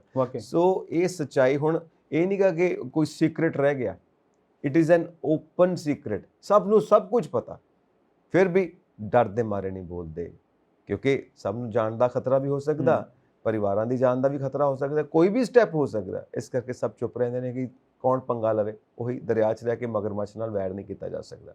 ਬਟ ਜੋ ਇਦਾਂ ਦੇ ਸਟੈਪ ਲੈਂਦੇ ਨੇ, ਜੋ ਇਦਾਂ ਸਭ ਨੂੰ ਡਰਾ ਕੇ ਧਮਕਾ ਕੇ ਰੱਖਦੇ ਨੇ, ਉਹਨਾਂ ਨੂੰ ਖੁਦ ਸ਼ਰਮ ਆਉਣੀ ਚਾਹੀਦੀ ਹੈ ਕਿ ਅਸੀਂ ਕੀ ਕਰਦੇ ਪਏ ਹਾਂ ਯਾਰ। ਔਰ ਜਿੰਨਾ ਵੋਟਰਸ ਦੇ ਸਿਰ ਦੇ ਉੱਤੇ ਅਸੀਂ ਵੋਟਾਂ ਲੈ ਕੇ ਪਾਵਰ 'ਚ ਆਉਂਦੇ ਹਾਂ, ਉਹਨਾਂ ਨੂੰ ਡਰਾਉਣਾ ਧਮਕਾਉਣਾ, ਜਾਂ ਉਹ ਉਹਨਾਂ ਲੋਕਾਂ ਨੂੰ ਵੀ ਜਾਣਦੇ ਹੋਣਗੇ ਜੇ ਉਹ ਪੋਲੀਟੀਸ਼ੀਅਨਸ ਨਹੀਂ ਹੈਗੇ, ਕੋਈ ਹੋਰ ਹੈਗੇ ਨੇ, ਕੋਈ ਜਗੀਰਦਾਰ ਟਾਈਪ ਨੇ, ਉਹ ਵੀ ਡਰਾਉਂਦੇ ਧਮਕਾਉਂਦੇ ਨੇ, ਤਾਂ ਉਹਨਾਂ ਤੱਕ ਉਹਨਾਂ ਪੋਲੀਟੀਸ਼ੀਅਨਸ ਦੀ ਪਹੁੰਚ ਤੇ ਹੋ ਗਈ, ਉਹਨਾਂ ਤੱਕ ਪਹੁੰਚ ਵੀ ਹੋਊਗੀ, ਹੋ ਸਕਦਾ ਮਿਲਦੇ ਵੀ ਹੁਣ, ਯਾਰ ਦੋਸਤ ਵੀ ਹੁਣ, ਸ਼ਾਮ ਨੂੰ ਇਕੱਠੇ ਵੀ ਬਹਿੰਦੇ ਹੁਣ, ਉਹਨਾਂ ਨੂੰ ਕਹਿ ਤਾਂ ਸਕਦੇ ਨੇ ਯਾਰ ਕੀ ਕਰਦੇ ਹੋ ਤੁਸੀਂ। ਪਰ ਚਲੋ ਆਪਾਂ ਸਤਿਯੁਗ ਵਾਲਾ ਕੰਮ ਨਹੀਂ ਕਰਨਾ ਸਤਿਯੁਗ ਹੈਗਾ ਵਾਲਾ ਕਿਉਂਕਿ ਕੰਮ ਨਹੀਂ, ਹੋਣਾ ਹੀ ਨਹੀਂ ਹੈਗਾ। ਇਨਸਾਨੀਅਤ ਅਸੀਂ ਬਹੁਤ ਡਿਸਕਸ ਕਰ ਲਾਂਗੇ ਕਿਉਂਕਿ ਉਹ ਚੀਜ਼ਾਂ ਹੋਣੀਆਂ ਹੀ ਨਹੀਂ। ਇਨਸਾਨੀਅਤ ਦੇ ਨਾਤੇ ਇਹ ਗੱਲਾਂ ਕਹਿੰਦੇ ਜਦੋਂ ਤੁਸੀਂ ਰਾਜਾ ਬਣਨਾ ਹੁੰਦਾ ਤਾਂ ਤੁਸੀਂ 100 ਬੰਦਿਆਂ ਦੀ ਲਾਸ਼ ਦੇ ਉੱਤੋਂ ਤੇ ਵੀ ਨਿਕਲ ਜਾਂਦੇ ਆ। ਉਹੀ ਗੱਲ ਆ ਨਾ ਕਿ ਹੁਣ ਆਪਣੀ ਜ਼ਿੰਦਗੀ ਨੂੰ ਰਾਜਾ ਵਾਂਗੂ ਜਿਉਣਾ ਚਾਹੁੰਦੇ ਲੋਕ, ਤੇ ਬਿਲਕੁਲ ਉਹ ਸਹੀ ਫਿਰ ਹੈ। ਸਾਡੇ ਵਿਚਾਰੇ ਨਿਮੋਣਿਆ ਜਾਂਦੀ ਹਰਕਤ ਦਾ ਕੋਈ ਫਰਕ ਨਹੀਂ ਆ। ਇਸ ਕਰਕੇ ਐਥਿਕਸ ਦੀ ਕੋਈ ਗੱਲ ਨਹੀਂ ਐਥਿਕਸ ਦੀ ਗੱਲ ਰਹਿ ਹੀ ਨਹੀਂ ਜਾਂਦੀ। ਰਹਿ ਨਹੀਂ ਜਾਂਦੀ ਹੈ ਕਿ ਬਸ ਇਹ ਹੈ ਕਿ ਸਕਸੈਸ ਐਟ ਐਨੀ ਕਾਸਟ, ਇੱਕ ਸਿੰਪਲ ਜਿਹਾ ਫਾਰਮੂਲਾ ਜੋ ਅੱਜ ਕੱਲ੍ਹ ਦੁਨੀਆ ਦਾ ਚੱਲਦਾ। ਸੋ ਅੱਗੇ ਚੱਲਦੇ ਹਾਂ ਜੀ। ਸੀਐਮ ਮਾਨ ਕਹਿੰਦੇ ਨੇ ਕਿ ਇਜ਼ਰਾਈਲ ਦੀ ਕੰਪਨੀ ਹੈ ਉਹਦੇ ਨਾਲ ਨੁਮਾਇੰਦਿਆਂ ਨਾਲ ਮੁਲਾਕਾਤ ਕੀਤੀ ਹੈ, ਕਿਉਂਕਿ ਪੰਜਾਬ ਦੇ ਵਿੱਚ ਜਿਹੜਾ ਪਾਣੀ ਬੜਾ ਗੰਦਲਾ ਹੋ ਗਿਆ। ਇੱਕ ਤਾਂ ਵਾਟਰ ਟੇਬਲ ਹੀ ਬਹੁਤ ਥੱਲੇ ਚਲਾ ਗਿਆ ਵਾਕਈ, ਤੇ ਜਿਹੜਾ ਬਚਿਆ ਪਾਣੀ ਉਹ ਬਹੁਤ ਗੰਦਲਾ ਹੋ ਗਿਆ, ਔਰ ਜਿਹੜੇ ਕਈ ਇਲਾਕਿਆਂ 'ਚ ਲੋਕ ਪੀ ਕੇ ਬਿਮਾਰ ਹੋ ਰਹੇ ਨੇ ਕਿਉਂਕਿ ਮਜਬੂਰ ਨੇ, ਹੋਰ ਉਹਨਾਂ ਕੋਲ ਕੋਈ ਚੋਇਸ ਨਹੀਂ ਹੈਗੀ ਜੀ। ਸੋ ਇਸ ਪਾਣੀ ਦਾ ਕੋਈ ਇਲਾਜ ਕੀਤਾ ਜਾਵੇ। ਇਸ ਲਈ ਗੰਦੇ ਪਾਣੀ ਦਾ ਕੀ ਇਲਾਜ ਹੋਣਾ ਚਾਹੀਦਾ। ਔਰ ਅੱਛਾ, ਇਜ਼ਰਾਈਲ ਦੀ ਪਹਿਲਾਂ ਇਜ਼ਰਾਈਲ ਦੀ ਗੱਲ ਤੁਸੀਂ ਕੀਤੀ ਹੈ ਤੇ ਮੈਂ ਖਾਸੀਅਤ ਦੱਸਦਾ। ਉਹ ਪੰਜਾਬ ਕੇ ਜਿੰਨਾ ਮੁਲਕ ਹੈ, ਸਿਰਫ ਪੰਜਾਬ ਥੋੜਾ ਜਿਹਾ ਤੋਂ ਵੱਡਾ ਹੋਊਗਾ ਪੰਜਾਬ ਤੋਂ ਖੇਤਰਫਲ, ਹਾਂ ਖੇਤਰਫਲ ਦੇ ਪੱਖੋਂ 50,663 ਸਕੁਅਰ ਕਿਲੋਮੀਟਰ ਆ ਸਾਡੇ ਪੰਜਾਬ ਦਾ ਖੇਤਰਫਲ। ਕਮਾਲ ਹੈ, ਤੁਹਾਨੂੰ ਸਭ ਯਾਦ ਹੈ। ਤੇ ਉਹਦਾ ਥੋੜਾ ਸਾਡੇ ਤੋਂ ਜ਼ਿਆਦਾ ਹੋਊਗਾ ਆਪਾਂ ਕਹਿ ਲਈਏ। ਪਰ ਜਦੋਂ ਅਸੀਂ ਗੱਲ ਕਰਦੇ ਆ ਉਸ ਦੀ ਟੈਕਨੋਲੋਜੀ ਦੀ, ਉਹਦੇ ਲੜਾਕੂਪਨ ਦੀ, ਉਹਦੇ ਦੁਨੀਆ ਦੇ ਉੱਤੇ ਮਿਸਾਲਾਂ ਦੀ, ਤੇ ਮੈਂ ਕਹਿੰਦਾ ਕਮਾਲ ਹੈ। ਡ੍ਰਿਪ ਇਰੀਗੇਸ਼ਨ ਉਹਨਾਂ ਦੀ ਜਿੰਨੀ ਕੋਈ ਨਹੀਂ ਵਧੀਆ ਕਰ ਸਕਦਾ। ਫਿਰ ਉਹ ਸਪਾਈਵੇਅਰ ਜਿਹੜਾ ਪਿੱਛੇ ਜਿਹਾ ਆਇਆ ਸੀ, ਜਿਹੜੇ ਲੋਕਾਂ ਦੀਆਂ ਕਹਿੰਦੇ ਜੀ ਕਾਲ ਰਿਕਾਰਡ ਸੁਣਦਾ ਸੀਗਾ, ਉਹ ਵੀ ਇਜ਼ਰਾਈਲ ਤੋਂ ਹੀ ਸੀਗਾ। ਤੇ ਬਲੈਕ ਸੀ, ਕਹਿੰਦੇ ਜੀ ਉੱਥੇ ਬਲੈਕ ਸੀ ਤਾਂ ਨਾ ਪੈ ਗਿਆ, ਉੱਥੇ ਕਹਿੰਦੇ ਗਲਤਾਨ ਹੀ ਬੜੀ ਹੋ ਗਈ ਸੀ। ਤੇ ਕਹਿੰਦੇ 3-4 ਸਾਲਾਂ ਦੇ ਵਿੱਚ ਉਹਨਾਂ ਨੇ ਉਹਦਾ ਲੈਵਲ ਜਿਹੜਾ ਸੀਗਾ 30% ਘੱਟ ਕਰ ਦਿੱਤਾ ਸੀਗਾ ਪੋਲਿਊਸ਼ਨ ਦਾ। ਤੁਸੀਂ ਹਿਸਾਬ ਲਾ ਲਓ, ਐਡੀਆਂ ਵਧੀਆ ਟੈਕਨੋਲੋਜੀਆਂ ਉਹਨਾਂ ਦੇ ਕੋਲ। ਬਿਲਕੁਲ ਸਹੀ ਗੱਲ ਹੈ। ਪਰ ਪੂਰੀ ਦੁਨੀਆ ਹੁਣ ਉਹਨਾਂ ਨੂੰ ਕਹਿੰਦੀ ਆ ਵੀ ਸਾਨੂੰ ਵੀ ਇਹ ਸਿਸਟਮ ਦੱਸ ਦਿਓ। ਅਸੀਂ ਸੈਂਟਰ ਲੈਵਲ ਦੇ ਉੱਤੇ ਜਦੋਂ ਗੰਗਿਆਂ ਦੀ ਗੱਲ ਕਰਦੇ ਸੀਗੇ ਤਾਂ ਉਦੋਂ ਵੀ ਲਿਆ ਸੀ, ਪਤਾ ਨਹੀਂ ਉਹ ਕਿੱਥੇ ਗਿਆ। ਕਹਿੰਦੇ ਆਪਾਂ ਉਹ ਤੁਸੀਂ ਕਹਿੰਦੇ ਹੁੰਦੇ ਨਾ ਵੀ ਜਿੱਥੇ ਗਈਆਂ ਬੇਰੀਆਂ ਤੇ ਉੱਥੇ ਗਏ ਬਲਾ, ਤੇ ਉਹ ਵਾਲੀ ਇਹਨਾਂ ਦੀ ਜਿਹੜੀ ਟੈਕਨੋਲੋਜੀ ਸੀਗੀ, ਕਹਿੰਦੇ ਪਤਾ ਨਹੀਂ ਉਹ ਕਿੱਥੇ ਚਲੇਗੀ ਜਿਹੜੀ ਅਸੀਂ ਅਡਾਪਟ ਕੀਤੀ ਸੀ ਇੰਡੀਆ ਨੇ। ਫਿਲਹਾਲ ਜੇ ਹੁਣ ਮਾਨ ਸਾਹਿਬ ਕਰਨਾ ਚਾਹੁੰਦੇ ਆ ਤੇ ਫਿਰ ਉਹ ਕਹਿੰਦੇ ਨਾ ਵੀ ਆਈਡੀਆ ਕਨਸੀਵ ਕਰਨਾ ਔਖਾ ਨਹੀਂ ਹੁੰਦਾ, ਵੀ ਆਈਡੀਆ ਨੂੰ ਜੰਮਣਾ ਔਖਾ ਨਹੀਂ ਹੁੰਦਾ ਹੈਗਾ, ਆਈਡੀਆ ਨੂੰ ਖਿਲਾਉਣਾ ਬਹੁਤ ਔਖਾ ਆ, ਪਾਲਣਾ ਪੋਸ਼ਣਾ ਕਰਨਾ ਬਹੁਤ ਔਖਾ ਆ। ਸੋ ਉਹੀ ਤਰੀਕਾ ਵੀ ਜੇ ਤੁਸੀਂ ਕਨਸੀਵ ਕਰ ਰਹੇ ਹੋ ਤਾਂ ਉਹਨੂੰ ਪਾਲਣਾ ਪੋਸ਼ਣਾ, ਤਾਂ ਉਹਨੂੰ ਧੁਰ ਤੱਕ ਜਾਣਾ ਬਹੁਤ ਜ਼ਰੂਰੀ ਹੈ। ਔਰ ਇਹ ਵੀ ਕਹਿੰਦੇ ਨੇ ਕਿ ਆਈਡੀਆਜ਼ ਰੂਲ ਕਰਦੇ ਨੇ ਇਸ ਦੁਨੀਆ ਦੇ ਉੱਤੇ, ਪਰ ਸ਼ਰਤ ਹੈ ਕਿ ਉਹ ਆਈਡੀਆ ਇੰਪਲੀਮੈਂਟ ਵੀ ਹੋਣ। ਇਹ ਨਹੀਂ ਕਿ ਇੱਕ ਇਮੇਜਿਨਰੀ ਆਈਡੀਆ ਰੱਖਿਆ ਹੋਇਆ ਤੇ ਇਮੇਜਿਨੇਸ਼ਨ 'ਚ ਜੀ ਰਹੇ ਹੋ। ਵਾਕਈ ਵੀ ਹਾਂ, ਕਿ ਆਹ ਸਟੈਪ ਲਾਂਗੇ ਤੇ ਆਹ ਹੋ ਜਾਏਗਾ। 5 ਟ੍ਰਿਲੀਅਨ ਕਰੋੜ ਦੀ ਇਕਨੋਮੀ ਬਣਾ ਦੇਣੀ ਅਸੀਂ। 5 ਕਰੋੜ, ਹਾਂ 5 ਟ੍ਰਿਲੀਅਨ ਅਕਾਊਂਟ, ਯੈਸ। ਉਹ ਐਡੀ ਵੱਡੀ ਇਕਨੋਮੀ ਪਤਾ ਨਹੀਂ ਕਿੱਥੇ ਆ। ਉਹ ਡ੍ਰੀਮਸ ਨੇ ਸਾਡੇ। ਕਿਸਾਨਾਂ ਦੀ ਆਮਦਨ ਦੁੱਗਣੀ, ਜਾਂ ਉਹ ਮਤਲਬ ਤੁਸੀਂ ਜਿਹੜੇ ਸਟੈਪ ਲੈ ਰਹੇ ਹੋ ਨਾ, ਉਹ ਸੁਪਨਿਆਂ 'ਚ ਸਟੈਪ ਲੈ ਰਹੇ ਹੋ, ਔਰ ਪ੍ਰੈਕਟੀਕਲ ਲਾਈਫ 'ਚ ਕਿਤੇ ਨਹੀਂ ਵਿਖਾਈ ਦਿੰਦੇ ਪਏ। ਸੋ ਸੇਮ ਚੀਜ਼ਾਂ ਨੇ। ਸੋ ਆਈਡੀਆ ਜ਼ਰੂਰ ਹੋਣੇ ਚਾਹੀਦੇ ਨੇ, ਪਰ ਉਸ ਆਈਡੀਆ ਨੂੰ ਤੁਸੀਂ ਇੰਪਲੀਮੈਂਟ ਵੀ ਕਰੋ। ਪਹਿਲੀ ਗੱਲ ਤਾਂ ਉਹ ਆਈਡੀਆ ਪ੍ਰੈਕਟੀਕਲ ਹੋਣਾ ਚਾਹੀਦਾ। ਵਾਕਈ ਠੀਕ ਹੈ ਨਾ। ਇੱਕ ਮਜ਼ਾਈਆ ਜੀ ਗੱਲ ਹੈ, ਕਹਿੰਦਾ ਯਾਰ ਇਦਾਂ ਕਰਦੇ ਆ, ਜਿਹੜਾ ਕੁਤੁਬ ਮੀਨਾਰ ਹੈ ਉਹ ਦਿੱਲੀ 'ਚ ਆ, ਤੇ ਲਾਲ ਕਿਲ੍ਹਾ ਵੀ ਦਿੱਲੀ 'ਚ ਆ, ਤੇ ਜਿਹੜਾ ਤਾਜ ਮਹਿਲ ਹੈ ਉਹ ਆਗਰੇ 'ਚ ਹੈ। ਲੋਕਾਂ ਨੂੰ ਬੜੀ ਦਿੱਕਤ ਹੁੰਦੀ ਆਉਣ ਜਾਣ 'ਚ, ਕਿਉਂ ਨਾ ਤਾਜ ਮਹਿਲ ਨੂੰ ਆਪਾਂ ਦਿੱਲੀ ਸ਼ਿਫਟ ਕਰ ਦਈਏ। ਅੱਛਾ। ਤੇ ਉਹ ਟੂਰਿਜ਼ਮ ਇੰਡਸਟਰੀ ਨੂੰ ਬਹੁਤ ਫਾਇਦਾ ਹੋਏਗਾ। ਕਹਿੰਦਾ ਸਰ ਬੜਾ ਤੁਹਾਡਾ ਰੋਸ਼ਨ ਦਿਮਾਗ ਹੈ, ਇੱਕ ਆਈਡੀਆ ਲਿਆਂਦੇ ਕਿੱਥੇ ਹੋ? ਕਹਿੰਦਾ ਬਸ ਆ ਜਾਂਦਾ ਬੈਠੇ ਬੈਠੇ। ਕਹਿੰਦੇ ਬਸ ਕਮਾਲ। ਇਹ ਆਈਡੀਆਜ਼ ਕਮਾਲ ਦੇ, ਇਦਾਂ ਦੇ ਆਈਡੀਆਜ਼ ਵਾਲੇ ਬੈਠੇ ਨੇ ਸਾਡੇ ਕੋਲ, ਇੰਨੇ ਇੰਟੈਲੀਜੈਂਸੀਆ ਇਦਾਂ ਦੇ ਆਈਡੀਆਜ਼ ਵਾਲਾ ਵੀ ਬੈਠਾ। ਉਹੀ ਗੱਲਾਂ ਦਾ ਕੜਾਹ ਬਣਾਉਣਾ ਤੇ ਮਿੱਠਾ ਕੱਟ ਕਿਉਂ ਪਾਣਾ, ਭਾਵੇਂ ਲੋਕਾਂ ਨੂੰ ਸ਼ੁਗਰ ਹੋ ਜਾਵੇ। ਆਹੋ, ਮੈਂ ਤਾਂ ਪਿੱਛੇ ਜੇ ਕਿਸੇ ਸੁਣਿਆ ਸੀ ਵੀ ਬੀਜੇਪੀ ਵਾਲੇ ਇਹ ਵੀ ਕਹਿੰਦੇ ਸੀ ਵੀ ਟੈਸਟ ਟਿਊਬ ਬੇਬੀ ਸਭ ਤੋਂ ਪਹਿਲਾਂ ਇੰਡੀਆ ਦੇ ਵਿੱਚ ਹੋਇਆ ਸੀਗਾ, ਤੇ ਉਹ ਮਹਾਭਾਰਤ ਦੇ ਵਿੱਚ ਉਦਾਹਰਨਾਂ ਦੇਣਾ ਸ਼ੁਰੂ ਕਰ ਗਈਆਂ। ਪਤਾ ਨਹੀਂ ਵੀ ਕਿਹੜੀ ਟੈਕਨੋਲੋਜੀ ਸੀ ਇਹਨਾਂ ਦੀ, ਕੀ ਕਰ ਰਹੇ। ਠੀਕ ਹੈ ਕਿ ਪੁਰਾਣੇ ਲੋਕ ਵੀ ਸਿਆਣੇ ਹੋਣਗੇ, ਪੁਰਾਣੇ ਵਕਤਾਂ 'ਚ ਵੀ ਸਿਆਣੇ ਹੋਣਗੇ, ਪਰ ਉਹਦੇ ਫੈਕਟਸ ਤਾਂ ਲੈ ਕੇ ਆਓ ਵੀ ਉਹ ਕਿੱਦਾਂ ਸੀ, ਉਹ ਸਭ ਕੁਝ ਸਾਹਮਣੇ ਉਜਾਗਰ ਕਰੋ, ਤਾਂ ਹੀ ਕੋਈ ਮੰਨੇਗਾ। ਸਿਰਫ ਗੱਲਾਂ ਕਰਨ ਨਾਲ ਤਾਂ ਨਹੀਂ ਨਾ ਹੋਏਗਾ। ਵਾਕਈ ਹਮੇਸ਼ਾ ਮਤਲਬ ਜਿਹੜੀ ਹਿਊਮਨ ਲਾਈਫ ਆ ਜਾਂ ਹਿਊਮਨ ਸੋਸਾਇਟੀ ਆ, ਫੈਕਟਸ ਦੇ ਉੱਤੇ ਗੱਲਾਂ ਕਰਦੀ ਹੈ। ਠੀਕ ਹੈ ਨਾ। ਜੋ ਚੀਜ਼ ਸਾਹਮਣੇ ਹੈ, ਜਾਂ ਫਿਰ ਉਹ ਟੈਕਨੋਲੋਜੀ ਲੱਭ ਕੇ ਲੈ ਕੇ ਆਓ। ਚਲੋ ਜੋ ਵੀ ਹੈ ਵਧੀਆ ਹੈ। ਚਲੋ ਸਾਨੂੰ ਇਹ ਵੀ ਹੈ ਕਿ ਸਾਡੇ ਜਿਹੜੇ ਪੁਰਖੇ ਸੀ ਉਹ ਵੀ ਬੜੇ ਐਡਵਾਂਸ ਸੀਗੇ, ਇੰਨੇ ਐਡਵਾਂਸ ਸੀਗੇ ਕਿ ਉਦੋਂ ਵੀ ਟੈਸਟ ਟਿਊਬ ਬੇਬੀ ਹੈਗੇ ਸੀ ਜੀ। ਸੋ ਸਾਇੰਸ ਦੀ ਗੱਲ ਇਹ ਹੋ ਰਹੀ ਹੈ, ਇਜ਼ਰਾਈਲ ਦੀ ਕੰਪਨੀਆਂ ਦੀ ਤੁਸੀਂ ਸਾਇੰਸ ਦੀ ਗੱਲ ਕੀਤੀ ਹੈ ਕਿ ਬਹੁਤ ਐਡਵਾਂਸ ਹੈ ਔਰ ਅੱਗੇ ਵਧਦੇ ਪਏ ਨੇ, ਔਰ ਬਾਕੀ ਮੁਲਕਾਂ ਵਾਸਤੇ ਵੀ ਇੱਕ ਮਿਸਾਲ ਹੈ। ਇਜ਼ਰਾਈਲ ਦਾ ਜਿਹੜਾ ਦੇਸ਼ ਹੈ, ਭਾਵੇਂ ਛੋਟਾ ਜਿਹਾ ਪੰਜਾਬ ਜਿੰਨਾ ਹੀ ਖੇਤਰਫਲ ਹੈ ਲਗਭਗ, ਫਿਰ ਵੀ ਬਹੁਤ ਵਧੀਆ ਕਮਾਲ ਦੀ ਗੱਲ ਆ। ਸੋ ਅੱਗੇ ਵਧਦੇ ਹਾਂ ਜੀ। ਹਥਿਆਰਾਂ ਤੇ ਗੋਲਾ ਬਾਰੂਦ ਨਿਰਮਾਣ ਦੀ ਸਮਰੱਥਾ ਨਾਲ ਕਿਸੇ ਦੇਸ਼ ਦੀ ਆਰਥਿਕ ਤਰੱਕੀ ਦਾ ਪਤਾ ਲੱਗਦਾ। ਇਹ ਕਹਿੰਦੇ ਨੇ ਸਾਡੇ ਡਿਫੈਂਸ ਮਿਨਿਸਟਰ ਭਾਰਤ ਦੇ ਰਾਜਨਾਥ ਜੀ। ਰਾਜਨਾਥ ਸਿੰਘ ਜਦੋਂ ਬੋਲਦੇ ਆ ਨਾ ਤੇ ਲੱਗਦਾ ਹੈ ਕਿ ਵਾਕਈ ਉਹ ਫੈਕਚੁਅਲ ਬੋਲਦੇ ਆ। ਉਹਨਾਂ ਦੀ Command ਆਵਾਜ਼ ਬਹੁਤ ਹੈ। ਬੜੀ ਭਾਰੀ ਹੈ ਤੇ ਉਹ ਹਿੰਦੀ ਜਿਹੜੀ ਬੋਲਦੇ ਉਹ ਸ਼ਾਇਦ ਆਮ ਲੋਕਾਂ ਨੂੰ ਸਮਝ ਨਹੀਂ ਆਉਂਦੀ, ਮੇਰੇ ਵਰਗਿਆਂ ਨੂੰ ਤਾਂ ਬਿਲਕੁਲ ਹੀ ਨਹੀਂ ਆਉਂਦੀ। ਭਾਰੀ ਭਾਰੀ ਹਨਾ, ਭਾਰੇ ਸ਼ਬਦਾਵਲੀ ਹੈ। ਲਫ਼ਜ਼ ਜਿਹੇ ਹੁੰਦੇ ਉਹਨਾਂ ਦੇ। ਪਰ ਨਾਲ ਹੀ ਨਾਲ ਨਾ ਹੁਣ ਮੈਨੂੰ ਹਾਂਜੀ। ਲੱਗਦਾ ਵਜ਼ਨ ਨਹੀਂ ਰਹਿ ਗਿਆ। ਹੂੰ, ਬੜੀ ਵਾਰੀ ਉਹਨਾਂ ਦੀਆਂ ਸਟੇਟਮੈਂਟਾਂ ਜਿਹੜੀਆਂ ਨੇ ਉਹ ਨਾਪਤੋਲੀਆਂ ਸਟੇਟਮੈਂਟ ਪਹਿਲਾਂ ਵਾਂਗੂ ਨਹੀਂ ਰਹੀਆਂ। ਬਿਲਕੁਲ ਸਹੀ ਆ। ਪਰ ਆਹ ਸਟੇਟਮੈਂਟ ਦੇ ਨਾਲ ਮੈਂ ਬਹੁਤ ਰਿਸੈਂਬਲ ਕਰਦਾ, ਮੈਨੂੰ ਲੱਗਦਾ ਇਹ ਵਾਕਈ ਸਹੀ ਆ। ਤੁਸੀਂ ਅਮਰੀਕਾ ਦੇਖ ਲਓ, ਦੁਨੀਆ ਤੇ ਰਾਜ ਕਰਦਾ ਔਰ ਉਹਨਾਂ ਦੀ ਗੋਲਾ ਬਰੂਦ ਬਣਾਉਣ ਦੀ ਤਕਨੀਕ ਨੇ ਉਹਨਾਂ ਨੂੰ ਰਾਜ ਕਰਾਇਆ। ਇਜ਼ਰਾਈਲ ਦੀ ਆਪਾਂ ਹੁਣੇ ਗੱਲ ਕਰ ਰੱਖੇ ਹਾਂ ਤੇ ਇਜ਼ਰਾਈਲ ਕੋਲ ਇਦਾਂ ਦੀ ਟੈਕਨੋਲੋਜੀ ਹੈ ਕਿ ਜਦੋਂ ਯੁੱਧ ਹੋ ਜਾਵੇ ਤੇ ਮਿਜ਼ਾਈਲਾਂ ਜਿਹੜੀਆਂ ਨੇ ਉਹ ਪਤਾ ਨਹੀਂ ਕਿਸ ਤਰੀਕੇ ਦੇ ਨਾਲ ਉਹ ਲਾਂਚ ਕਰ ਲੈਂਦੇ ਆ। ਚਾਈਨਾ ਵੀ ਸੇਮ ਆ। ਇਹ ਨਵਾਂ ਹੁੰਦਰਾ ਹੋਇਆ ਸਮਾਜ ਆ ਜਿਹਦੇ ਵਿੱਚ ਇਹ ਕਹਿ ਲਈ ਇੱਕ ਤਰਾਸਦੀ ਹੈ ਕਿ ਅਸੀਂ ਉਹਨਾਂ ਚੀਜ਼ਾਂ ਨੂੰ ਸਾਡੀ ਸਕਸੈਸ ਮੰਨਦੇ ਹਾਂ ਜਿਹੜੀਆਂ ਸਾਡੀ ਹੋਂਦ ਦਾ ਹੀ ਜਾਂ ਸਾਡੀ ਹੋਂਦ ਦਾ ਜਿਹੜਾ ਉਹਨੂੰ ਤਬਾਹ ਕਰਨ ਦਾ ਕਾਰਨ ਬਣ ਸਕਦੀਆਂ। ਦੇਖੋ ਐਲਬਰਟ ਆਇਨਸਟਾਈਨ, ਹਾਂ ਸੱਚ ਹੈ, ਐਲਬਰਟ ਆਇਨਸਟਾਈਨ ਨੇ ਇੱਕ એનર્ਜੀ ਪੈਦਾ ਕਰਨ ਦਾ ਫਾਰਮੂਲਾ ਦਿੱਤਾ, E = mc ਸਕੁਅਰ। ਤੇ ਜਿਹੜੇ ਵਿਦਵਾਨ, ਹੁਣ ਵਿਦਵਾਨ ਹੀ ਕਹਾਂ ਉਹਨਾਂ ਨੇ ਚੁੱਕ ਕੇ ਉਸ ਫਾਰਮੂਲੇ ਦੇ ਉੱਤੇ ਐਟਮ ਬੰਬ ਬਣਾ ਦਿੱਤਾ। ਦੇਖ ਲਓ ਕਿ ਯੂਰੇਨੀਅਮ ਦਾ ਇਸਤੇਮਾਲ ਕਿੱਦਾਂ ਕੀਤਾ ਜਾਵੇ, એનર્ਜੀ ਕਿੱਦਾਂ ਪ੍ਰੋਡਿਊਸ ਕੀਤੀ ਜਾਵੇ ਔਰ ਇੰਨੀ ਹੀਟ ਵਧਾ ਦਿਓ ਕਿ ਲੋਕੀ ਖੜੇ ਸੜ ਜਾਣ। 1000 ਜਿਵੇਂ ਆਪਾਂ ਕਹਿੰਦੇ 100 ਡਿਗਰੀ ਦੇ ਉੱਤੇ 100 ਡਿਗਰੀ ਦੇ ਪਾਣੀ ਉਬਲਦਾ ਬੋਇਲ ਕਰਨਾ ਹੋਵੇ ਔਰ 1000 ਡਿਗਰੀ ਤੋਂ ਉੱਤੇ ਚਲਾ ਜਾਵੇ। ਸੋ ਹੁਣ ਉਹ ਐਲਬਰਟ ਆਇਨਸਟਾਈਨ ਕਹਿੰਦੇ ਯਾਰ ਰੱਬ ਦਾ ਵਾਸਤਾ, ਮੈਂ ਤਾਂ ਕਿਸੇ ਵਾਸਤੇ ਦਿੱਤਾ ਸੀਗਾ ਕਿ એનર્ਜੀ ਨਾਲ ਬਿਜਲੀ ਪੈਦਾ ਕਰੋ, ਹੋਰ ਹਿਊਮਨ ਵੈਲਫੇਅਰ ਦੇ ਕੰਮ ਕਰੋ, ਤੁਸੀਂ ਕਿੱਧਰ ਨੂੰ ਲੈ ਕੇ ਤੁਰ ਪਏ ਹੋ ਮੇਰੇ ਫਾਰਮੂਲੇ ਨੂੰ।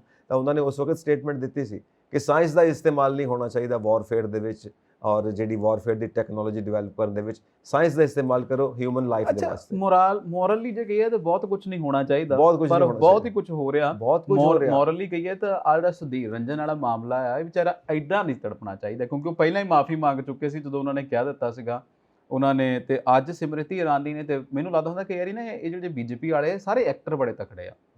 ਜਦੋਂ ਆਉਂਦੇ ਨਾ ਆਪਣੇ ਆਪ ਨੂੰ ਉਹ ਕਹਿੰਦੇ ਹੁੰਦੇ ਕਿ ਜਿਹੜੇ 7 ਰੰਗ ਹੁੰਦੇ, ਜਿਹੜੇ ਇਮੋਸ਼ਨਸ ਹੁੰਦੇ ਆਪਾਂ ਕੀ ਉਹਨਾਂ ਨੂੰ ਕਹਿੰਦੇ ਹੁੰਦੇ ਆ, 9 ਰੰਗ ਜਿਹੜੇ ਆ ਨਾ, ਨਵਰਸ।